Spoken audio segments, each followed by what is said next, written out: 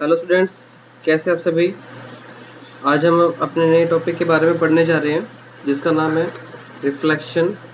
ये class 10th से topic है। क्लास 10th चैप्टर 10 और चैप्टर का नाम हमारा है लाइट, रिफ्लेक्शन एंड रिफ्रैक्शन। तो मैं एक बात आपको बता दूं, आप जैसे सभी लाइट के बारे में अच्छे से जानते ही होंगे कि लाइट क्या होती है। तो इसका फर्स्ट पार्ट आज हम पढ़ने जा रहे हैं रिफ्लेक्शन के बारे में, थोड़ा सा बेसिक अंडरस्टैंड करेंगे हम इसके बारे में, फिर आगे कंटिन्यू करेंगे कि ये होता क्या है।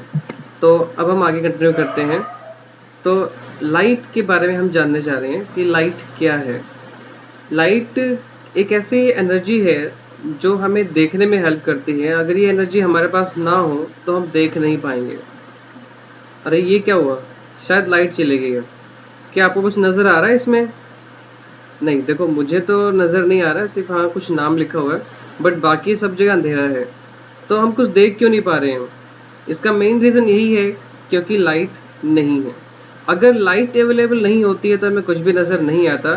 तो इसलिए हम कह सकते हैं कि light help us to see the things. Light help us to see. Without light हम देख नहीं सकते।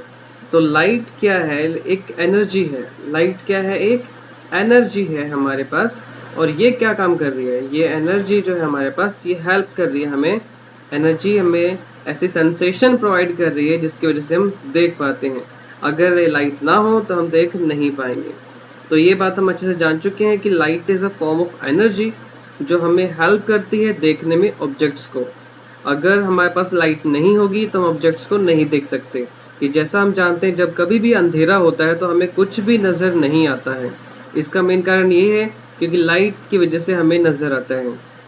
तो ऐसा क्या होता है कि हमें नज़र आता है? तो लाइट की वजह से हमें कभी नज़र आता है, लेकिन ऐसा क्या है कि लाइट को हम देख नहीं सकते। एक्चुअली लाइट जब किसी भी ऑब्जेक्ट पर पड़ती है तो वो वहाँ से रिफ्लेक्ट होती है। एग्जाम्पल के तौर पे मैं आपको अगर बताता हूँ, जैसे कि मेरे पास यहाँ पे एक ऑब्जेक्ट है। क्या है ये? एक ऑब्जेक्ट है। तो ये यहाँ पे सन हमारे पास नीचे अपना जा रहा है। तो सन से इस पर लाइट जब जाती है तो इस पर स्ट्राइक करेगी और हमारी आइज़ जो है, तो हमारी आइज़ के पास क्या होगा? हमारी आइज़ इस लाइट को डिटेक्ट करेगी और जैसे ही लाइट हमारी आइज़ में आती है, हमारी आंखों की तरफ आएगी, तो हमें ये नज़र आएगा और हम पहचान सकते हैं कि हमारे सामने क्या है। तब हमें वो चीज़ नज़र आती है। लेकिन अगर लाइट नहीं होगी तो हमें वो ऑब्जेक्ट नज़र नहीं आएगा क्योंकि लाइट अवेलेबल नहीं है। तो सिंपली हम कह सकते हैं whenever light fall on an object it reflects the light. और रिफ्लेक्ट्स लाइट कौन कर रहा है? The object is reflecting the light. अब जब ऑब्जेक्ट से लाइट रिफ्लेक्ट होती है, फिर वो रिफ्लेक्टेड लाइट जो होती है हमारी आइज तक पहुंचती है। This reflected light which was reflected by the object comes to our eyes and then we are able to see the objects। यानी कि कोई भी चीज़ आपको जो नज़र आ रही है वहाँ से लाइट आपकी आइज की तरफ आ रही है, उसी को आप देख पाते हो। अदरवाइज ऐसा पॉसिबल नहीं है। अब एक और चीज़, क्या लाइट स्ट्रेट लाइन में ट्रेवल करती है? हाँ, light travels in straight line. इसके बारे में फर्दर और डिटेल में फ्यूचर्स में पढ़ेंगे। अभी हमें इतना स्टडी नहीं करना है। तो हम ये जानेंगे सिंपली कि लाइट स्ट्रेट लाइन में ट्रेवल करती है। इसका एक सिंपल सा उदाहरण लेके देखते हैं कि अगर आपके पास कोई भी ऑब्स्टेकल्स है, बीच में कोई एक बोर्ड है, वुडन बोर्ड, और आपके सामने सोर्स है और लाइट आ रही होती है, तो पीछे आपको शेडो बन जाती है। आप देखोगे इस पर शेडो बन जाती है। आपको पीछे इस पे ब्लैक कलर की शेडो नजर आ जाएगी और कुछ दिखाई भी नहीं देगा। तो ऐसा क्यों है? ऐसा तो नहीं कि लाइट घूम के उसके ऊपर से यहाँ पे आ रही हो, ऐसा नहीं है। लाइट सिर्फ क्या है, यहाँ पे सीधे आती है, इस बोर्ड पे टकराती है और उसके पीछे नहीं जा पाती। और ये बोर्ड हमारे पास ध्यान रहे ओपेक ऑब्जेक्ट होना चाहिए। ओपेक ऑब्जेक्ट वो ऑब्जेक्ट होता है जो लाइट को उसके आर पार जाने नहीं देता। ये क्या करेगा? लाइट को यहीं रोक लेगा, उसको पास नहीं होने देगा उसमें से। तो डेट इज ओपेक ऑब्जेक्ट। और पीछे इसकी जो हमारे पास है वो क्या बनेगी? शेडो बन जाएगी जो ब्लैक कलर की होगी। तो ये आपको समझ आ गया होगा। तो लाइट स्ट्रेट लाइन में ट्रेवल करती है। और इस चैप्टर में हम लाइट से कुछ और फिनोमिना के बारे में स्टडी करेंगे, जैसे शेडोज के बारे में क्या होता है आप जानते हैं, मैंने अभी बताया। इमेजेस कैसे बनते हैं मिरर से, जो भी हमें अपनी इमेज नज़र आती है मिरर के अंदर वो कैसे आती हैं। लेंस के बारे में पढ़ेंगे कि लेंस कैसे इमेज बनाते हैं। फिर लाइट बेंड कैसे होती है मीडियम के अंदर, यानी कि रिफ्रैक्शन के बारे में पढ़ेंगे। तारे क्यों टिमटिमाते हैं? Why do stars twinkle? And the formation of rainbow, इस तरह की चीज़ों को हम पढ़ेंगे। और ये सारी चीज़ें हो किसकी वजह से नहीं है, लाइट। तो लाइट का सोर्स हमें जानना होगा। लाइट का सोर्स क्या हमारे पास, अल्टीमेट सोर्स जो हमारे पास लाइट का वो क्या है, sun. Sun is the ultimate source of light. इसके अलावा और भी कुछ सोर्सेज लाइट के हमारे पास हैं, तो उसको आप मुझे बताएंगे। तो जैसे कि हमने देखा था अभी लाइट चली गई थी थोड़ी देर पहले, तो अंधेरा हो गया था, हमें कुछ नज़र नहीं आ रहा था। तो हमें देखने में हेल्प कौन करता है, only the light is the energy which help us to see the things. तो लाइट के सोर्सेज के बारे में बात करते हैं। तो सोर्स क्या होते हैं, लाइट के सोर्सेज के बारे में बताओ। तो आप लोग बताएं मुझे, लाइट कहाँ कहाँ से मिल सकती है। इसके लिए जैसे हम घर पे क्या होता है, हमारे पास बल्ब है, इससे लाइट मिल सकती है हमारे पास। इसके अलावा क्या होता है, टॉर्च, आप इसका यूज़ कर सकते हैं। इसके अलावा और क्या है, आपने बल्ब बताया, टॉर्च बताया, और कुछ जो आप जानते हैं जिससे हमें लाइट मिल सकती है, आप कमेंट कर सकते हैं। ठीक है, ओके। तो इसके अलावा मैं आपको बता दूं, टॉर्च बल्ब के अलावा बहुत सारी चीज़ें हैं जिससे हमें लाइट का सोर्स है। इसके अलावा स्टार्स हो गए जो लाइट एमिट करते हैं। ओके, तो यहाँ पे दो तरह के ऑब्जेक्ट्स हो गए, एक ये ऑब्जेक्ट जो आर्टिफिशियली हैं, और ये सन और स्टार्स।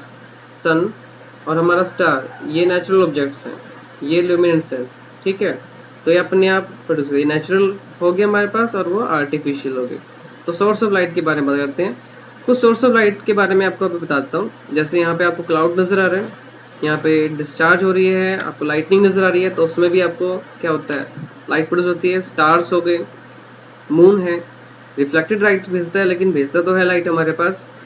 सन हो गया, तो ये भी क्या है, लाइट के सोर्सेज हो गए। फिर अब हमने अभी पढ़ा था कि लाइट क्या क्या चीज़ है।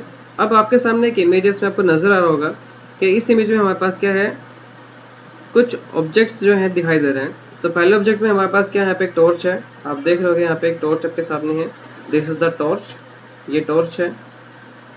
ठीक है, इस टॉर्च की जो लाइट है वो सामने किस पे पड़ रही है, सामने यहाँ पे एक बर्ड पे पड़ रही है, और यहाँ पे टकराने के बाद फिर वो लाइट कहाँ पर जा रही है, आइज में जा रही है। तो आपके आइज में वो पहुँच रही है लाइट, और तब आपको क्या है, ये ऑब्जेक्ट जो है नज़र आ रहा है। तो ये ऑब्जेक्ट नज़र कब आ रहा है, जब इस पर लाइट पड़ रही है। अगर ये लाइट ना होती तो आपको ऑब्जेक्ट ये नज़र नहीं आता। इसी तरीके से अभी लाइट जो है यहाँ पे चल रही है, और सोर्स क्या है इसका, ये। तो इसी तरह से यहाँ पे अब नेक्स्ट जो इमेज हमारे पास है, इसमें लाइट का सोर्स क्या है, एक बल्ब है। ये बल्ब हमारे पास लाइट का सोर्स है। ठीक है, और ये बल्ब हमें नज़र तब आएगा जब क्या होगा, लाइट यहाँ पे प्रोड्यूस होगी, इसको सेल से हम कनेक्ट कर देंगे। ठीक है, बल्ब से क्या, अभी हमें सेल नज़र आ रहा है, तो नज़र कब आएगा, जब बल्ब से लाइट जो है सेल के ऊपर पड़ेगी, फिर सेल से वो लाइट रिफ्लेक्ट होगी, और रिफ्लेक्टेड लाइट हमारी आइज में पहुंचेगी, तब हमें क्या होगा, वो सेल नज़र आएगा। अगर यहाँ से लाइट रिफ्लेक्ट ना हो तो हमें नज़र नहीं आएगा। अब ये रिफ्लेक्टेड जो लाइट है, क्या वो इसी डायरेक्शन में जाती है, नहीं। जब इससे लाइट टकरा रही है, ये सभी डायरेक्शन में रिफ्लेक्ट होती है, ये सभी डायरेक्शन में क्या हो रही है, रिफ्लेक्ट होती है। अब इसमें से जिस जगह पे आप खड़े होगे, मान लो आप यहाँ पर हो, आपकी आइज यहाँ पर है, ठीक है, आप यहाँ पर हो, तो आपको यहाँ पर भी वो ऑब्जेक्ट नजर आएगा, क्योंकि वो चारों तरफ क्या हो रही है, रिफ्लेक्ट हो रही है। और जो ये वाली लाइट आपकी आइज की तरफ आ रही है, आपको ऑब्जेक्ट यहाँ पर भी नजर आ जाएगा। तो यानी कि जो लाइट होती है वो रिफ्लेक्ट होने के बाद ही नजर आती है। ऑब्जेक्ट हमें तभी नजर आएगा जब वो किसी ऑब्जेक्ट से लाइट टकरा कर वो रिफ्लेक्ट करेगा, तब वो ऑब्जेक्ट नजर आएगा, और अदरवाइज हमें वो चीज़ नज़र नहीं आएगी। तो ये हमने लाइट के बारे में पढ़ा। कुछ फिनोमिना जो लाइट की वजह से थे, जैसे कि पहला रिफ्लेक्शन, फिर इस वाले आपको फिगर में नज़र आ रहा है, ये रिफ्लेक्शन हो रही है, टॉर्च की लाइट आ रही है। आपने कहीं पर एक्सपेरिमेंट करके भी घर पे देखा होगा, अब बच्चे खेलते भी मिरर या किसी वॉच से लेकर जिससे रिफ्लेक्टिंग सर्फेस है, उस पर रख के क्लास में बच्चे एक दूसरे की तरफ परेशान भी करते हैं, लाइट को क्लासरूम में घुमाते रहते हैं, ऐसा कई बार बच्चे करते हैं। ठीक है, घरों पे भी आपने कई बार किया होगा। तो ये जो लाइट आ रही है यहाँ पे, ये क्या करती है, रिफ्लेक्टिव सर्फेस टकरा के वापस पहुँच जाती है। ठीक है, तो ये है हमारे पास रिफ्लेक्शन, एक लाइट का फिनोमिना है। दूसरा आपको क्या करना है, यहाँ पे देखो ये बेंड हुई नजर आ रही है स्टिक, क्या असल में बेंड है, नो, ये असल में बेंड स्टिक नहीं है, ये सीधी स्टिक है, बट आपको बेंड नजर आ रही है। इसका मेन कारण है रिफ्रैक्शन। ये रिफ्रैक्शन की वजह से हमें बेंड नजर आ रही है कि ये मुड़ गई है, बट ऐसा नहीं है, ये बिल्कुल स्ट्रेट है। ठीक है, इसका कारण क्या है, रिफ्रैक्शन। ये भी लाइट का फिनोमिना है, इसको हम स्टडी करेंगे। रेनबो की फॉर्मेशन जो है ये कैसे होती है, इसके बारे में हम पढ़ेंगे, और हम पढ़ेंगे प्रिज्म के बारे में कि स्पेक्ट्रम कैसे बनते हैं। ओके, तो ये हमें इस चैप्टर में पढ़ना है। तो स्टार्ट करते हैं अपना पहला टॉपिक, रिफ्लेक्शन ऑफ लाइट। तो रिफ्लेक्शन ऑफ लाइट, अभी आपने थोड़ी देर पहले देखा कि रिफ्लेक्शन क्या होती है। जब किसी भी ऑब्जेक्ट पे लाइट फॉल करती है, किसी ऑब्जेक्ट पे लाइट कह रही है फॉल करेगी, और ऑब्जेक्ट कैसा होना चाहिए, ऑब्जेक्ट हाईली पॉलिश्ड सरफेस होना चाहिए। ऑब्जेक्ट कैसा होना चाहिए, हाईली पॉलिश्ड सरफेस हो, जैसे कि हमारे पास मिरर, जैसे कि क्या होता है एक मिरर। मिरर एक काफ़ी हाईली पॉलिश सरफेस होता है, तो उस पर जब लाइट पड़ती है तो क्या करती है, लाइट बैक आ जाती है, बाउंस बैक हो जाती है और वो सेम मीडियम में चली जाती है, और इसी प्रोसेस को हम कहते हैं रिफ्लेक्शन ऑफ लाइट। आप रिफ्लेक्शन ऑफ लाइट में आप समझने के लिए आपके सामने एक फिगर है। मान लीजिए कि ये एक हाईली पॉलिश सरफेस है, इसको हमने नाम दे दिया है, ये हमारे सामने क्या एक मिरर है, ये मिरर है हमारे सामने, ठीक है। इस मिरर पे क्या हो रहा है, ये लाइट रे आ रही है, this is the ray coming toward the mirror. जो रे आ रही होती है हम उसे कहते हैं इंसिडेंट रे। इस रे को क्या कहते हैं, इंसिडेंट रे। और जो रे टकरा के फिर इससे वापस जा रही होती है, ये जो टकरा के रे वापस जा रही है, इसे कहते हैं रिफ्लेक्टेड रे। क्या कहते हैं इसे, रिफ्लेक्टेड रे। जिस जगह पे ये हमारे पास रे टकरा रही है, इसे कहा जाता है point of incidence. What is it called, point of incidence. और इसके परपेंडिकुलर 90 डिग्री पे जो लाइन हम बनाएंगे इसे कहते हैं नॉर्मल। ये हमारा है नॉर्मल है। तो अब हम यहाँ पे देखते हैं, अगर हम इसको एक नाम दे दें, इस पॉइंट को ए, इस पॉइंट को ओ पॉइंट दे दें हम नाम, और ये हमारा बी हो गई, और नॉर्मल को हम एन से रिप्रेजेंट कर देते हैं। तो ए ओ, अगर मैं देखता हूँ ए ओ, तो what is A O, A O is the incident रे।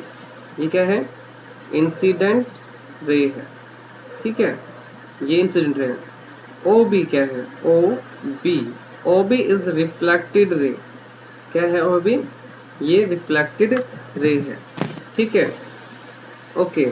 ओ एन, और ओ एन हमारे पास जो है ओ एन, ओ एन क्या है, O N is the normal, ये क्या है, नॉर्मल है, ठीक है। तो इसके बारे में आपने पढ़ा। अब इसमें आप देखिए तो ए ओ और ओ एन जो है आपस में एक एंगल बनाते हैं, और ये एंगल यहाँ पे बन रहा है, इसे हम कहते हैं एंगल ऑफ इंसिडेंस, और इसको आई से हम रिप्रेजेंट करते हैं, स्मॉल आई से, ठीक है। This is the angle of incidence.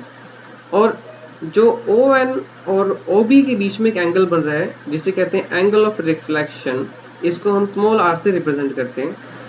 हमेशा क्या होता है, ये आई जो इंसिडेंट एंगल है और रिफ्लेक्टेड एंगल है, ये हमेशा इक्वल रहते हैं, ठीक है। तो लॉज ऑफ रिफ्लेक्शन क्या कहता है, according to law of reflection the angle of incidence is always equal to angle of reflection. Angle of incidence हमेशा एंगल ऑफ रिफ्लेक्शन के इक्वल होता है। और सेकंड क्या है इसमें case, incident ray, reflected ray and normal, जो क्या है मिरर पे आ रहे थे, टकरा रहे थे मिरर के पास, वो सभी के सभी सेम प्लेन में लाई करते हैं, वो एक ही प्लेन में होते हैं। तो ये है लॉज ऑफ रिफ्लेक्शन, ठीक है। नेक्स्ट, इसके बाद मैं आपको बताता हूँ कि अब इमेज क्या बनती है। प्लेन मिरर की हम बात कर रहे थे, तो अभी आपके सामने एक डायग्राम है, इसमें आपका प्लेन मिरर दिखाई दे रहा है। ये हमारे पास पॉलिश सरफेस है इस पीछे की तरफ, और आगे की तरफ रिफ्लेक्टिव सरफेस है। इसके सामने ये ऑब्जेक्ट होता है, ये ऑब्जेक्ट है A B, A B object है, हमने एक ऑब्जेक्ट का नाम ए बी रखा हुआ है। हमेशा हम ऑब्जेक्ट जब भी रखेंगे वो लेफ्ट साइड में रखेंगे ऑफ द मिरर, जब हम ड्रॉ करते हैं डायग्राम, ठीक है। और इससे फिर रेज जो है वो सामने जा रही है और टकरा के वापस चली जाती है, क्योंकि ये क्या नॉर्मल होगा, नॉर्मल से जब भी लाइट होती है वो टकरा के सीधे वापस चली जाती है। और जिस दूसरे पॉइंट पे टकराएगी उस पॉइंट पे क्या होगा, यहाँ पे एंगल बनेगा, और इंसिडेंस एंगल हमेशा रिफ्लेक्टेड एंगल इक्वल होगा, तो यहाँ पे ये बनेगा। तो हमारे पास ये दोनों रे जहाँ जाके मीट कर गई, देखो इसको अगर डॉटेड लाइन में बनाई पीछे जाता है, तो ये इस पॉइंट पे क्या कर जाके मीट कर रही है, जिसे हमने ए डैश नाम दिया हुआ है, और ऑब्जेक्ट हमारा ए डैश बी डैश से बनेगा, ओके। तो ऑब्जेक्ट की जो दूरी है इसे हम यू से रिप्रेजेंट करेंगे, तो इसे कहते हैं ऑब्जेक्ट डिस्टेंस। तो ऑब्जेक्ट का जब भी डिस्टेंस हम मेजर करेंगे वो यहाँ से मेजर करेंगे, और इसे हम कहते हैं पोल। क्या कहते हैं, पोल कहते हैं। तो जहाँ पे हमारे पास ये मिरर है और जहाँ पे हमारे पास लाइट आगे स्ट्राइक करेगी, तो ये हमारा सेंटर जो पॉइंट है ये पोल होगा। और पोल से जो है लाइट हम डिस्टेंस मेजर करते हैं, पोल से जब भी डिस्टेंस लेफ्ट साइड में मेजर करेंगे वो हमेशा नेगेटिव होता है, और पोल से जो राइट साइड में डिस्टेंस मेजर करेंगे वो हमेशा पॉजिटिव में होता है। ये वैल्यू मैं आपको बाद में भी बताऊंगा। तो अभी मेनली हमें पढ़ना क्या है कि जो इमेज है यहाँ पे वो देखो सीधी है, यहाँ पे ये इमेज बिल्कुल सीधे है, जैसे क्योंकि आप अगर मिरर के सामने खड़े होते हो तो वो आपके सामने सीधी इमेज होती है, आप सीधे नजर आते हो। ठीक है। दूसरी बात, जो हाइट इस ऑब्जेक्ट की यहाँ पर है, जितनी हाइट यहाँ पे, मान लो इसकी अगर हाइट 5 सेंटीमीटर है तो सामने यहाँ पर भी इसकी हाइट जो है वो 5 सेंटीमीटर ही होगी। हाइट क्या रहती है, सेम रहती है। ठीक है। इसके अलावा जो ऑब्जेक्ट में आपको नजर आ रहे हैं वो उसके सामने नजर आता है। ये इमेज जो होती है वो वर्चुअल होती है। अब इमेज के बारे में आपको बताना है, वर्चुअल और रियल मैं आपको थोड़ी देर में बताता हूँ। तो वर्चुअल इमेज और रियल इमेज क्या होती है? तो वर्चुअल इमेज होती है, अब एक इमेज जो स्क्रीन पे आ जाए, ऑब्जेक्ट जो स्क्रीन पे आ जाए वो रियल इमेज होती है। क्या होती है? Real image. जैसे कि हमारा कैमरा, कैमरे से जो हमारे पास इमेज ली जाती है वो हमारे पास स्क्रीन पे आ जाती है, फोन पे स्क्रीन पे आ जाती है, तो वो रियल इमेज होती है। ठीक है। अगर प्रोजेक्टर आपने चलाया हुआ है, प्रोजेक्टर की जो है उसकी लाइट किसी कर्टेन पे या किसी बोर्ड पे पड़ती है तो वहां पर आपको इमेज नजर आएंगी, सारी की सारी आपकी पिक्चर्स जो भी नजर आएंगी, तो वो भी एक रियल इमेज है। ओके। और ये जो आपके सामने मिरर है, मिरर के सामने जो आपको आपकी इमेज नजर आएगी, ये रियल नहीं होती, ये वर्चुअल होती है, क्योंकि इसको स्क्रीन पे नहीं लिया जा सकता। और ये लेटरली इन्वर्टेड होती है। लेटरली इन्वर्टेड, एग्जाम्पल के लिए आपको जो आपका ये हाथ नजर आ रहा है, ये अंगूठा आपके इस तरफ क्या पे है, राइट साइड में है, यहाँ पर राइट साइड में है, लेकिन इधर मिरर में लेफ्ट साइड में है। और जो यहाँ पर मिरर में राइट में है वो अपनी रियलिटी में क्या है, लेफ्ट है। तो यानी कि ऑब्जेक्ट जो मिरर में हमें नजर आता है, लेफ्ट राइट अपीयर होता है राइट साइड में, और लेफ्ट साइड राइट साइड में, और राइट साइड जो है लेफ्ट साइड में अपीयर होती है। इसीलिए आपने गाड़ी पे देखा होगा कभी कभी एम्बुलेंस लिखा होता है, AMBULANCE।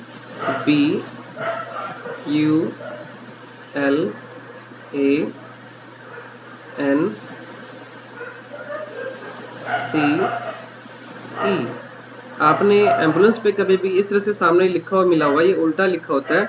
बट इसको आप जब कभी भी इमेज को देखोगे अपने मिरर में से तो आपको सीधी नजर आएगी।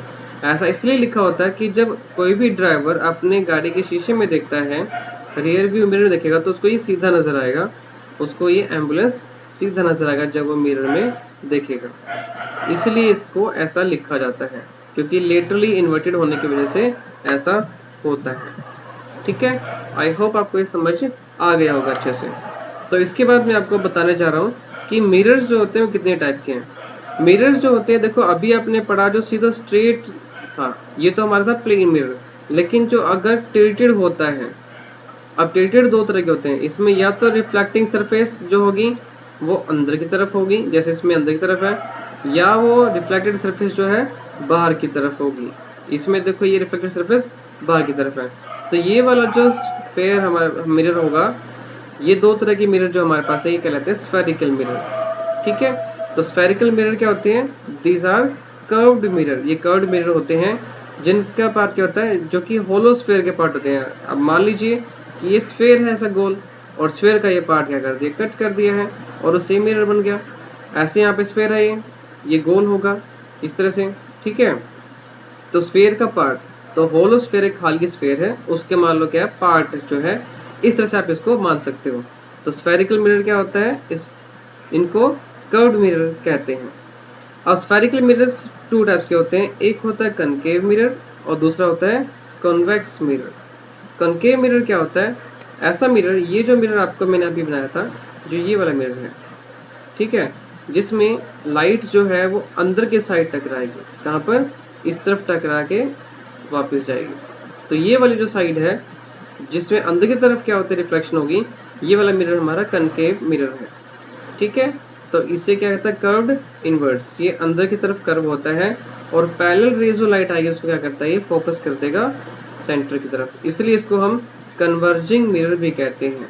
कनकेव मिरर का एक और नाम होता है कन्वर्जिंग मिरर। अब बात करते हैं दूसरे मिरर की, जिसे कहते हैं कॉन्वेक्स मिरर। कॉन्वेक्स मिरर में क्या है, रिफ्लेक्टिंग सरफेस बाहर की तरफ होती है। अब यहाँ पे जब रेज आएगी वो टकरा के इससे फैल जाती हैं, वो एक तरफ नहीं रहती, वो फैल जाती हैं। तो इसलिए हम इस मिरर को क्या कहते हैं, डाइवर्जिंग मिरर इसका नाम है, क्योंकि ये क्या करता है, ये जो पैरेलल रेज आती है इनको क्या कर देता है, डाइवर्ज कर देता है, फैला देता है, इसलिए हम इसको डाइवर्जिंग मिरर भी कहते हैं। तो अभी कन्वेक्स मिरर में क्या होता है, ये वो स्फेरिकल मिरर होता है जिसमें रिफ्लेक्टिंग सरफेस क्या होती है, कर्व्ड अनवर्ड, रिफ्लेक्टिंग सरफेस अंदर की तरफ होती है, ठीक है, और ये रिफ्लेक्शन करके जो रेज है उसको बाहर की तरफ फैला देगा। और हमें क्या लगेगा, अगर आप यहाँ इसको साइड से देखोगे, अगर आप इस इमेज को आप देखोगे हो यहाँ पे साइड से, तो आपको लगेगा कि जो ये रेज है वो किसी एक पॉइंट से अंदर से निकल के बाहर आ रही है, ठीक है, और ये कन्वेक्स मिरर में ऐसा होता है। तो आपने मिरर के बारे में पढ़ा, हमारे पास स्फेरिकल मिरर्स दो तरह के होते हैं, concave mirror and convex mirror. इसके बाद मैं आपको आगे बताने जा रहा हूँ कि स्फेरिकल मिरर्स में कुछ टर्म्स यूज होती हैं, उसके बारे में बताएंगे। तो पहली टर्म है सेंटर ऑफ कर्वेचर। मैंने आपको बताया था कि हमारे पास जो मिरर है, मिरर को हम स्फेरिकल पार्ट का क्या मानते हैं, स्फेरिकल जो स्फेयर है, होलो स्फेयर है, उसका पार्ट मानते हैं। तो उसका सेंटर जो होगा उसे हम सेंटर ऑफ कर्वेचर कहते हैं, जो सी से रिप्रेजेंट किया जाता है। रेडियस ऑफ कर्वेचर यानी कि सेंटर से लेके जो हमारे पास मिरर है वहां तक की जो डिस्टेंस होगा उसे हम रेडियस ऑफ कर्वेचर कहते हैं। सेंटर को जैसे सी दिया था, और मिरर हमारा जो है जहां से रिफ्लेक्शन हुई वो पी पॉइंट कहलाता है, पोल जिसे हम कहते हैं। सेंटर जो स्फेरिकल मिरर का है वो पोल कहलाता है P. Principal axis X Y कहलाती है, जिससे स्ट्रेट लाइन जो सेंटर ऑफ कर्वेचर से होते जाती है उसे हम क्या कहते हैं, प्रिंसिपल एक्सिस। प्रिंसिपल फोकस, जो कन्वेक्स मिरर में जब पैरेलल रेज होती है वो वहाँ पे आके मीट करते हैं, और कन्वेक्स मिरर में हमें वो वहाँ से डाइवर्ज होती हुई नजर आती है, वहाँ से रिलीज बाहर आती हुई नजर आएंगी। फोकल लेंथ क्या होता है, फोकल लेंथ जो डिस्टेंस होता है पोल और प्रिंसिपल फोकस के बीच में, हम उसे फोकल लेंथ कहते हैं। इसको स्मॉल एफ से रिप्रेजेंट किया जाता है। स्फेरिकल मिरर में क्या रेडियस ऑफ कर्वेचर जो होता है वो डबल होता है फोकल लेंथ का।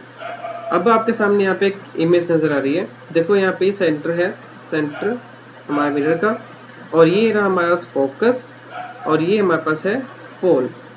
अब सेंटर जो है यहाँ से लेके यहाँ तक जो हमारे पास है डिस्टेंस C टू P, ये हमारे पास है सेंटर रेडियस ऑफ कर्वेचर, जिसको हमने R से प्रेजेंट किया है। फिर F और P के बीच में जो डिस्टेंस है इसे हम कहते हैं फोकल लेंथ, इसको स्मॉल f से रिप्रेजेंट करते हैं। और जो सेंटर ऑफ कर्वेचर से होते हुए लाइन सीधी चली जाती है इसे हम कहते हैं प्रिंसिपल एक्सिस, जिसको एक्स वाई से रिप्रेजेंट किया है। हमारा जो मिरर है इसको हमने नाम दिया हुआ है एम एन, हमने मिरर का नाम दिया एम एन। पी इसका क्या है, पोल है। तो ये हमें इसके बारे में याद रखना है, ठीक है। सी हमारा centre of curvature, C P radius of curvature, X Y क्या है, principal axis, P F focal है, इसको हमने रिप्रेजेंट किससे किया है, स्मॉल एफ से। प्रिंसिपल फोकस इसको कैपिटल एफ से रिप्रेजेंट किया है, और पोल हमारे पास पी है, ये आपने देखा। और रेडियस ऑफ कर्वेचर को हम किससे रिप्रेजेंट करते हैं, कैपिटल आर से। इसके बाद अब आगे पढ़ते हैं हम, जो मेन चीज़ हमारे पास पढ़नी है कि किस तरह से इमेजेस बनती हैं। तो अगर कोई भी रेज आती है तो कैसे होती हुई जाएंगी, कैसे जाती है, रिफ्लेक्शन कैसे होगी, उसके बारे में पढ़ते हैं। अगर कोई रे ऑफ लाइट इस प्रिंसिपल एक्सिस के पैरेलल जाती है, यानी कि वो पैरेलल रे जा रही होती है, तो वो क्या करेगी, फोकस से पास होकर जाएगी, ठीक है। तो कभी भी आपने ध्यान रखना है कि कनकेव मिरर में अगर कोई भी हमारे पास इंसिडेंट रे आती है और वो प्रिंसिपल एक्सिस, जो हमारे पास ये प्रिंसिपल एक्सिस है जिसको हम एक्स और वाई से ले सकते हैं, ये एक्स वाई हमारा प्रिंसिपल एक्सिस है, इससे जो हमारे पास पैरेलल रे आएगी इंसिडेंट करती है हमारे पास कनकेव मिरर पे, तो स्ट्राइक करने के बाद वो फोकस से होते हुए जाती है, ठीक है। पहली बात कंडीशन ये। अब दूसरी कंडीशन, कन्वेक्स मिरर में क्या होता है, अगर कोई पैरेलल रेज प्रिंसिपल एक्सिस के पैरेलल कोई रेज स्ट्राइक करती है हमारे मिरर को, तो वो हमें जब वो रिफ्लेक्ट होगी तो हमें वो अपीयर होगी कि वो फोकस से आ रही है। अपीयर होगी, एक्चुअली वो आ नहीं रही होती, अपीयर्स होती है, हमें एहसास होता है कि वो इस फोकस से आ रही है, बट असल में आ कहाँ से आ रही है, वो किसी दूर ऑब्जेक्ट से आ रही है, ठीक है। तो प्रिंसिपल फोकस जो यहाँ पे आपको बता दिया। अब देखो यहाँ पे जो ये फोकस है ये रियल है, ये रियल फोकस है, और जो हमारे पास कन्वेक्स मिरर होता है इसका फोकस जो होता है वो वर्चुअल फोकस होता है। वर्चुअल फोकस इसलिए क्योंकि ये हमें ऐसा लगता है बट ऐसा होता नहीं है, इसलिए हम इसको वर्चुअल फोकस भी कहते हैं। अब उसके बाद कनकेव मिरर हमारे पास जो होती है, अगर कोई रे फोकस से होते हुए जाती है, कोई रे फोकस से होती जाती है तो वो प्रिंसिपल एक्सिस के पैरेलल होके चली जाएगी। सिमिलरली अगर कोई रे हमारे पास फोकस की तरफ जाती है, कन्वेक्स मिरर में लाइट कहाँ पर जाती है, फोकस की तरफ जाती है, तो वो क्या हो जाएगी, प्रिंसिपल एक्सिस के पैरेलल होके निकल जाती है। तो ये हमारे पास है जब कोई रे फोकस से होते हुए जाती है। नेक्स्ट कंडीशन, अगर कोई रे सेंटर ऑफ कर्वेचर से होते हुए जाती है, कोई भी रे सेंटर ऑफ कर्वेचर से होके जाती है तो वो उसी डायरेक्शन में वापस चली जाती है, उसी डायरेक्शन में क्या होगा, वापस चली जाती है। ऐसा ही केस होता है हमारे पास कनकेव में और कॉन्वेक्स में भी ऐसा ही होता है। जब reflected ray centre of curvature की तरफ जाती है तो वो उसी डायरेक्शन में रिफ्लेक्ट होके वापस आ जाती है, उसी पाथवे से और उसी डायरेक्शन में। ये हो गया सेंटर ऑफ कर्वेचर से जब कोई रे होके जाती है। अगर कोई रे मिरर के पोल के पर स्ट्राइक करती है तो जो एंगल वो बनाती है पोल पर, उसी एंगल से, जिसे हम कहते हैं angle of reflection, same angle से क्या हो गया, रिफ्लेक्ट करके वो आ जाती है। तो ऐसे ही हमारे पास कन्वेक्स मिरर में भी होता है। तो कन्वेक्स मिरर में भी अगर कोई रे आती है और वो स्ट्राइक करती है पोल पर, तो जिस एंगल से वो स्ट्राइक करेगी आई, उस एंगल से वो रिफ्लेक्ट होती है, क्योंकि आई हमेशा किसके इक्वल होता है, इक्वल होता है आर के। तो angle I is always equal to angle R. ये हमारे पास है लॉ ऑफ रिफ्लेक्शन में हमने पढ़ा था। अब हमारे पास क्या है, इमेजेस फॉर्म्ड होगी कनकेव मिरर में। अब इमेजेस कैसे कैसे बनती हैं इसके बारे में पढ़ते हैं। ये तो हमने कुछ मेन पॉइंट्स पढ़े थे जो बेसिस है कि इमेज फॉर्म कैसे करवाई जाएगी। तो इमेज फॉर्म कैसे होगी, अगर कोई ऑब्जेक्ट हमारा इन्फिनिटी पे है। अब इन्फिनिटी क्या मतलब है, बहुत दूर जो है, सेंटर ऑफ कर्वेचर से कंपैरिजन में बहुत दूर। जैसे कि आप मान सकते हैं हमारा सन, अब सन हमसे बहुत दूर है तो हम उसको इन्फिनिटी मान लेते हैं इस केस में। तो सन अगर हमारे पास लाइट आ रही होती है, पैरेलल रेज जब बहुत कोई दूर ऑब्जेक्ट से आती है, ठीक है, तो वो सारी की सारी कहाँ पर आके मिलेंगी, फोकस पे आके मिलेगी। तो इससे हमारे जो है ऑब्जेक्ट कहाँ पर बनेगा, फोकस पर बनेगा। और ये ऑब्जेक्ट जो इमेज बनेगी वो बहुत छोटी बनेगी। तो छोटी इमेज के लिए क्या वर्ड यूज करेंगे, हाईली डिमिनिश्ड इमेज। और ये यहाँ पे स्क्रीन पे ऑप्टेन हो सकती है। आपने देखा होगा कभी भी अगर आपने कोई मिरर लिया हो, स्फेरिकल मिरर, कनकेव मिरर, तो अगर आपने उसमें देखा हो कि सारी लाइट्स टकरा के वो इकट्ठा एक पॉइंट पे फोकस हो जाती हैं, तो वो हम स्क्रीन पे आ सकती है, इसलिए हम इसे क्या कहते हैं, रियल इमेज कहते हैं। और ये इमेज जो बनेगी वो उल्टी बनेगी, इसलिए इसको इन्वर्टेड इमेज कहते हैं। और इमेज बन कहाँ पे रही है, ये इमेज बन रही है फोकस पर। तो यानी कि अगर कोई भी ऑब्जेक्ट हमारे इन्फिनिटी पे है तो इसकी इमेज कहाँ बनेगी, फोकस पर बनेगी। वो कैसे बनेगी, डिमिनिश बनेगी, रियल बनेगी और इन्वर्टेड इमेज होगी। इसके बाद अगर हमारे पास ऑब्जेक्ट जो है वो C से दूर है, बियॉन्ड C के बाद है, ये हमारा सेंटर ऑफ कर्वेचर है और इससे दूर हमारा कोई ऑब्जेक्ट रखा हुआ है, तब इमेज कहाँ बनेगी। तो अगर कोई हमारी जैसे हम जानते हैं जैसे पैरेलल जाती है प्रिंसिपल एक्सिस के, तो कहाँ से होते हुए जाती है, फोकस से होते हुए जाएगी। और अगर उसी से रे बनाते हैं, सेंटर ऑफ कर्वेचर से जा रही है तो उसी से वापस आएगी। तो जहाँ पर ये दोनों रे आके मीट करेगी उस जगह पे हमारी इमेज बनेगी। इसमें इमेज का अगर साइज देखो तो ये साइज क्या है, बड़ा है, और ये साइज इमेज का क्या है, स्मॉल है। तो इसमें इमेज का साइज कैसा होगा, डिमिनिश, स्मॉल साइज होगा, रियल होगी। लेकिन आपको इमेज कैसे नजर आ रही है, उल्टी नजर आ रही है, इसलिए इसको इन्वर्टेड इमेज कहेंगे हम।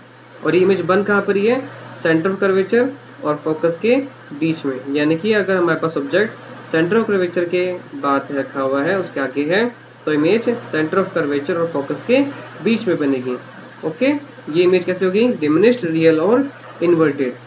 अब ऑब्जेक्ट अगर हमारा सेंटर ऑफ कर्वेचर पे ही रखा है, ऑब्जेक्ट कहाँ पे रखा है, सेंटर ऑफ कर्वेचर पे रखा है, ये C है हमारा पॉइंट। तो जब सेंटर ऑफ कर्वेचर पे ऑब्जेक्ट रखा होगा तो इमेज हम जानते हैं कैसे ड्रॉ करेंगे। तो पहले एक पैरेलल रे बनाएंगे तो वो फोकस से होती जाएगी।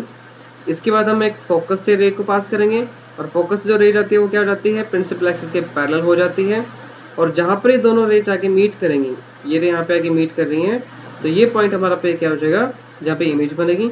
इसमें क्या होगा, इमेज का साइज और ऑब्जेक्ट का साइज क्या रहेगा, सेम रहेगा। ये साइज क्या है, सेम रहेगा ऑब्जेक्ट का, किसका, इमेज का जो साइज है ऑब्जेक्ट के सेम रहेगा। और इमेज कैसे रहेगी, रियल रहेगी, बट इमेज इन्वर्टेड होगी, उल्टी इमेज बनेगी। नेक्स्ट, अगर ऑब्जेक्ट हमारा C और F के बीच में है, यानी सेंटर ऑफ कर्वेचर और फोकस के बीच में अगर ऑब्जेक्ट रखा होगा तो क्या होगा। तो हम एक बात जानते हैं कि कभी भी अगर रे हमारे पास सीधी जाती है और वो सेंटर कर्वेचर से होते हुए उसी डायरेक्शन से क्या हो जाएगी, वापस आ जाएगी। तो ये चली गई। दूसरी रे अगर पैरेलल जाती है हम जानते हैं तो वो कहाँ से होते जाएगी, फोकस से होते जाएगी। तो जहाँ पे ये दोनों रे आके मीट करेंगी वो हमारा इमेज बनाएगा, और ये इमेज कैसी है, बड़ी है। तो बड़ी इमेज के लिए हम वर्ड यूज करेंगे एनलार्ज इमेज है, रियल इमेज बनी है क्योंकि यहाँ पे स्क्रीन पे ऑब्टेन हो सकती है पॉइंट के इन दोनों रे के यहाँ पे मीट होने से बन रही है। और ये रे क्या है, इन्वर्टेड है, उल्टी इमेज बनी है।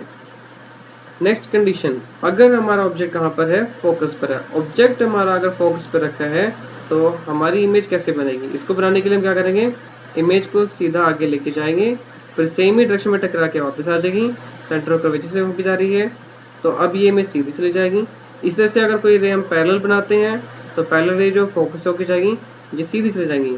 अब दोनों रे क्या होंगी, दूसरे के लगभग ये पैरेलल होंगी, और ये मीट कहाँ करेंगे, एट इन्फिनिटी पे मीट करेगी। तो ऑब्जेक्ट कहाँ बनेगा, इन्फिनिटी बनेगा, और हाईली एनलार्ज, तो हाईली एनलार्ज इमेज बनेगी, रियल बनेगी और इन्वर्टेड बनेगी। और बनेगी कहाँ पे इमेज, इमेज बनेगी इन्फिनिटी पर। क्लियर। नेक्स्ट, अब हमारे पास ऑब्जेक्ट अगर फोकस और पोल के बीच में है, ऑब्जेक्ट कहाँ पर है, फोकस और पोल के बीच में अगर ऑब्जेक्ट है तब क्या होगा, हमारे पास इमेज जो है मिरर पर स्ट्राइक करेगी, वो सेम वापस आ जाएगी, सेंटर ऑफ कर्वेचर से होते पास कर जाएगी। और इमेज जो हम जानते हैं, हमने बताया था कि पोल पे जिस एंगल से वो इमेज बनाएगी, इंसिडेंट रे जो एंगल बनाएगी उसी एंगल से क्योंकि रिफ्लेक्ट हो जाएगी। अब ये रेज आपको देखेंगे तो सामने कहीं भी मीट होती नजर नहीं आएगी, बट इसके पीछे की साइड आप डॉटेड लाइन में बनाएंगे, पीछे साइड क्या करें, डॉटेड लाइन में इन रेज को मिला दें तो ये किसी एक पॉइंट पे मीट करेगी। और ये इमेज जो बनेगी आप देख रहे हो कि ये इमेज कैसी है, इमेज के पीछे है, सॉरी मिरर के पीछे है। तो मिरर के जो पीछे इमेज बनेंगी मोस्ट ऑफ द इमेजेस क्या होगी, वो वर्चुअल इमेज होगी। तो ये इमेज कैसी है, हमारी वर्चुअल इमेज है। और ये इमेज कैसी है, बड़ी है। तो लार्ज इमेज है, वर्चुअल है, और सीधी इमेज है। सीधी इमेज के लिए वर्ड यूज क्या करेंगे, इरेक्ट। तो सिर्फ एक ही केस इसमें ऐसा है जिसमें इरेक्ट इमेज बनती है, वो कब बनेगी, जब ऑब्जेक्ट हमारा फोकस और पोल के बीच में है, तो उस केस में हमारी इमेज वर्चुअल बनेगी और इरेक्ट बनेगी। इसके अलावा सभी केसेस में हमारी इमेज जो है अगर फोकस के बाद है, यानी सेंटर ऑफ कर्वेचर या फोकस के बीच में या सेंटर ऑफ कर्वेचर के आगे है, तो हमेशा इमेज क्या बनेगी, रियल बनेगी।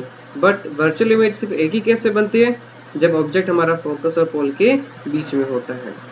ये हमने पढ़ा। तो अभी तक हमने क्या क्या पढ़ा, तो हमने ये सारी चीज़ें जो पढ़ी कि और ऑब्जेक्ट हमारा इन्फिनिटी पे होगा तो इमेज कहाँ पर बनेगी, फोकस पर बनेगी। इमेज कहाँ बनेगी, फोकस पर बनेगी। इमेज कैसे होगी, हाईली डिमिनिस्ड होगी और पॉइंट साइज होगी, बहुत छोटा साइज होगा।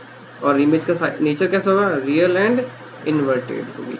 अगर इमेज सी से दूर है, सी से आगे है, तो इमेज कहाँ बनेगी, फोकस और सेंटर ऑफ कर्वेचर के बीच में बनेगी। इसका साइज छोटा होगा, ये रियल इमेज होगी, and also the image is inverted. अब नेक्स्ट कंडीशन, जब ऑब्जेक्ट कहाँ पर था, सेंटर ऑफ कर्वेचर पे था, तो इमेज कहाँ पे बनी थी, सेंटर ऑफ कर्वेचर पे इमेज बन रही थी। इसका साइज सेम था, ये इमेज रियल और इन्वर्टेड है। लेकिन अगर ऑब्जेक्ट हमारे पास क्या है, सेंटर ऑफ कर्वेचर और फोकस के बीच में है, इन दोनों के बीच में है, तो ऑब्जेक्ट की इमेज कहाँ बनी थी, सी के बियॉन्ड बनी थी। इमेज एनलार्ज थी, रियल और इन्वर्टेड इमेज थी। अगर हमारे पास जो है इमेज ऑब्जेक्ट फोकस पर है, ऑब्जेक्ट कहाँ पर हमारा, फोकस पर है, तो इस केस में हमारे पास इमेज कहाँ पर बनेगी, इन्फिनिटी में बनेगी। इमेज कहाँ बन रही है, इन्फिनिटी में बन रही है। ठीक है, इमेज इन्फिनिटी बन रही है, बहुत दूर बनेगी, और इमेज बहुत ही ज़्यादा एनलार्ज होगी, रियल और इन्वर्टेड भी होगी। अब बात करते हैं इमेज की। ये सिर्फ एक ऐसा केस जहाँ पे क्या होगा, वर्चुअल और इरेक्ट। तो इसमें क्या है, हमारे पास इमेज पोल और फोकस के बीच में है, तो इमेज कहाँ बनेगी, बिहाइंड द मिरर, मिरर के पीछे बनेगी, एनलार्ज होगी, और इसके साथ में क्या होगा, ये वर्चुअल इमेज होगी। मैंने आपको बताया यही एक ऐसा केस है जिसमें वर्चुअल और इरेक्ट इमेज बनती है कनकेव मिरर के केस में। तो आपको समझ आएगा कि डिफरेंट पोजीशन हमारे ऑब्जेक्ट की अगर है तो इमेज की कहाँ कहाँ पोजीशन बनेगी, और इमेज का साइज क्या होगा, साथ में नेचर कैसा होगा, आपको अच्छे से समझ आ गया होगा। अब इसके बाद हम इसी तरह से पढ़ते हैं कि कन्वेक्स मिरर के केस में क्या होगा।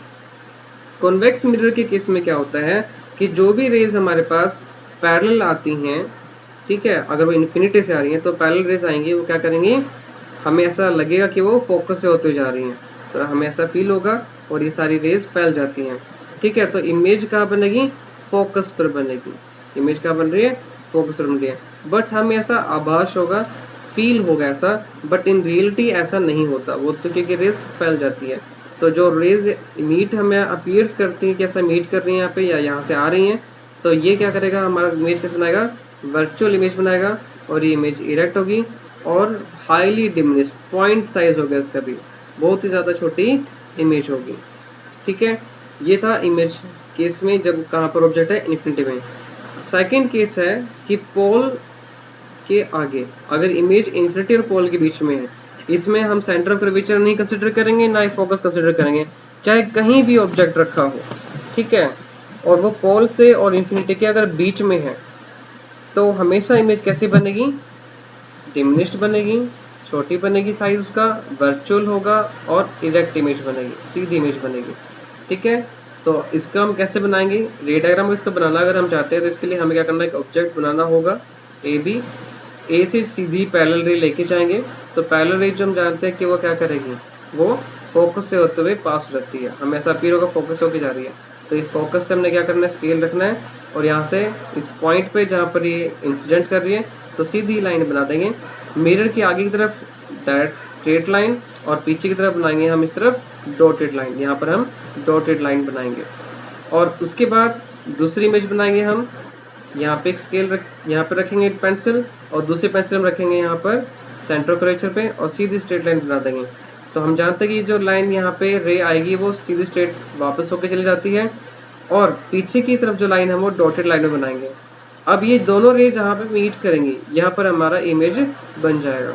और इससे जो इमेज बनेगी, ये क्या है कि बहुत छोटी इमेज बनती है, तो डिमिनिश्ड इमेज है, वर्चुअल और इरेक्ट। हमेशा कॉन्वेक्स मिरर में डिमिनिश्ड इमेज ही बनेगी, वर्चुअल बनेगी और इरेक्ट बनेगी। ये हमेशा इसमें ऐसे ही होगा, इसमें कभी भी एनलार्ज इमेज नहीं बनेगी। ठीक है, इसलिए यहाँ पे सिर्फ दो ही केस हैं। तो हमारे पास अब हमने क्या समझ आया हमें, कि ऑब्जेक्ट की अगर इमेज पोजीशन इन्फिनिटी पर है, तो क्या है, इमेज जो होगी हमारे कहाँ बनेगी, फोकस पर बनेगी, मिरर के बिहाइंड पीछे बनेगी, ये बहुत ज़्यादा डिमिनिश्ड पॉइंट साइज होगी, और ये वर्चुअल और इरेक्ट भी होगी। दूसरी कंडीशन क्या थी, अगर ऑब्जेक्ट इन्फिनिटी और पोल के बीच में है, तो इस केस में जो हमारी इमेज बनेगी वो पोल और फोकस के बीच में बनेगी, मिरर के पीछे बनेगी, बिहाइंड द मिरर होगी image, and the size of image will be diminished, यानी कि छोटा साइज होगा, and it is always virtual and erect. वो कैसे होगी, वर्चुअल और इरेक्ट होगी। तो ये हमने पढ़ा कि इमेज कैसे कैसे बनते हैं। तो इन्हीं पोजीशन के बेसिस पे हमने क्या किया है, इनके अलग अलग यूजेस देखे हैं कि क्या कहाँ कहाँ काम आते हैं, और उसको डेली लाइफ में यूज भी करते हैं। तो अब हम आपको बताने जा रहे हैं कि यूजेस कहाँ कहाँ पर होते हैं इन मिरर्स के, यानी स्फेरिकल मिरर हमारे डेली लाइफ में कहाँ यूज होते हैं। तो पहले हम बात करने जा रहे हैं कनकेव मिरर के यूज के बारे में। तो कनकेव मिरर में आप देखोगे तो हमारा, आपने टॉर्च देखा होगा, टॉर्च में देखा होगा आपने, वहाँ पे हमेशा एक रिफ्लेक्टिंग सरफेस होती है इस तरह से। ठीक है, यहाँ पे आपका बल्ब लगा होता है। ठीक है, तो बल्ब यहाँ पे लगा होता है, जब लाइट टकराएगी, मतलब इससे टकरा के वो सीधी पैरेलल चल जाती हैं, और टकरा के सीधा सामने जाती हैं। तो जो भी रेज होगी वो सीधी सामने जाएगी, और इस तरह से क्या होगा, ये सारी रेज सामने की तरफ पॉइंट हो जाती हैं, और आपकी सारी जो लाइट है वो कहाँ पर है, आगे की तरफ चली जाती है। तो ये क्या हो गया कि यूज हो गया। इसके अलावा सर्च लाइट जो होती है, सर्च लाइट क्या होगा, जैसे कि ये वाला जो इमेज जो आपको कर रही है, ये इमेज सर्च लाइट को शो कर रही है, ये सर्च लाइट है। ठीक है, तो ये सर्च लाइट है, तो इसमें भी क्या होता है, यहाँ पे इस तरह से क्या होगा, यहाँ पर एक कन्वेक्स कॉनकेव टाइप की रिफ्लेक्टिंग सरफेस होगी, जो कि सारी रेज को आगे की तरफ भेज रही है। इसके अलावा आपने हेडलाइट ऑफ व्हीकल्स, आपकी जो गाड़ियाँ होती है उसमें भी सेम इसी तरह की क्या होता है, रिफ्लेक्टिंग सरफेस होती है, और वो क्या करती है, सभी रेज को आगे की तरफ भेज देती है। तो ये आपने अभी देखा किसके बारे में, कनकेव मिरर के बारे में। शेविंग मिरर इसमें होती हैं, शेविंग मिरर, इसमें क्या होता है, ये इस तरह से अंदर की तरफ बैंड होता है शेविंग मिरर, और इसमें आपको इमेज होगी वो थोड़ी सी बड़ी नजर आएगी, ताकि आपको शेविंग करने में थोड़ा आसानी हो और आपको इमेज क्लियर नजर आए। फिर इसके अलावा जो डेंटिस्ट यूज करते हैं, आपने कभी अगर डेंटिस्ट के पास गए होंगे, डेंटिस्ट जो होता है दांतों का डॉक्टर होता है। ठीक है, तो दांतों का डॉक्टर जो होता है वो हमेशा क्या करता है, आपने देखा होगा कभी, एक छोटा सा मिरर लेके चलता है, तो इस मिरर की हेल्प से क्या करता है, उसको इमेज बड़ी नजर आती है, और इसको वो यूज़ करता है। तो ये कौन सा है, कनकेव मिरर है जो डेंटिस्ट यूज़ करते हैं। नेक्स्ट सोलर फर्नेस की बात करते हैं। तो सोलर फर्नेस में क्या होता है, आपके पास देख रहे होगे यहाँ पे एक बहुत बड़ा कनकेव सरफेस है और इससे जितनी भी लाइट टकरा के आएंगी वो सारी इस जगह पे जाके टकराएंगी और इसमें जो भी हमारे पास क्या है ऑब्जेक्ट है वो क्या होगा, गर्म हो जाएगा। ठीक है, तो गर्म करने में इसको यूज़ करते हैं ताकि हीट प्रोड्यूस की जा सके और जिसको यहाँ पे जो भी ऑब्जेक्ट हमने रखा वो क्या होगा, अच्छे से गर्म हो जाए। इस पे आप पानी गर्म कर सकते हो, आप सोलर कुकर जो है इस तरह से उनको यूज़ कर सकते हो। ठीक है, तो ये आपका क्या हो गया, कनकेव मिरर के यूजेस हो गए। अब मैं आपको बताने जा रहा हूँ कन्वेक्स मिरर के यूज। कन्वेक्स मिरर का यूज मैं आपको बता दूं, आपने अगर अपने गाड़ी में देखा हो साइड व्यू में, बाइक में रियर व्यू मिरर, इन्हें हम कहते हैं रियर व्यू मिरर। रियर मतलब पीछे का, व्यू मतलब दृश्य दिखाने वाला मिरर, तो इसलिए इसका नाम क्या है, रियर व्यू मिरर। ये व्हीकल में होता है। और इस मिरर में क्या बेनिफिट होता है, देखो इसमें हमें जो इमेज होती है वो सीधी नजर आती है और इतना बड़ा एरिया जो था, जितना बड़ा एरिया हमारे पास है वो छोटे से इस एक मिरर में क्या आ जाता है, आ जाता है। तो यानी कि लार्ज एरिया को कम स्पेस में देखना चाहता हो तो इसमें हमें तब नजर आता है। आपने देखा होगा यहाँ पे इसमें एक लाइन भी नीचे लिखी है, तो object in the mirror are closer than the appear. इसका कारण क्या है, क्योंकि जो इमेज आपको उसमें नजर आ रही है वो जितनी दूर आपको नजर आ रही है उतना दूर नहीं है, क्योंकि हमें क्या होता है, जो चीज़ें दूर होती है वो छोटी नजर आती हैं। अब इसमें हमें कोई भी ऑब्जेक्ट है वो छोटा नजर आता है तो हमें लगेगा वो दूर है, बट ऐसा होता नहीं है, वो नज़दीक में या पास में होता है। तो इसलिए क्या होता है, यहाँ पे लिखा होता है। और ये मिरर जो होता है इसमें कॉन्वेक्स मिरर होता है। तो ये हमने मिरर के यूजेस देखे। तो आज हमने क्या पढ़ा, आज हमने पढ़ा लाइट के बारे में कि लाइट क्या होती है, ये कैसे प्रकार की हमें सेंसेशन प्रोवाइड करती है जिससे हम देख सकते हैं। इसके अलावा हमने पढ़ा कि रिफ्लेक्शन क्या होती है, रिफ्लेक्शन के लॉज के बारे में पढ़ा। रिफ्लेक्शन के दो लॉज थे, पहला लॉज ये था कि इंसिडेंट रे, लाइट रे, रिफ्लेक्टेड रे एंड नॉर्मल सभी के सभी एक ही प्लेन में लाई करते हैं। And the second thing that we have learn today is that the incidence of angle and angle of reflection are always equal, ये दोनों हमेशा इक्वल होते हैं। फिर उसके बाद हमने पढ़ा था कि मिरर्स दो तरह के होते हैं, spherical mirrors and, very good, plane mirror. Spherical mirror दो तरह के थे, कनकेव एंड कॉन्वेक्स। उनमें फिर हमने डिफरेंट तरह की कंडीशंस पढ़ी थी कि ऑब्जेक्ट्स की अलग अलग पोजीशंस पे होगा तो इमेज कहाँ कहाँ बनेगी। आई होप आपको ये सब चीज़ अच्छे से समझ आई होगी। अगर फिर भी आपको किसी टॉपिक में कोई डाउट है तो आप मुझे कमेंट कर सकते हैं, मैसेज कर सकते हैं, उसका सोल्यूशन कर दिया जाएगा। Thank you.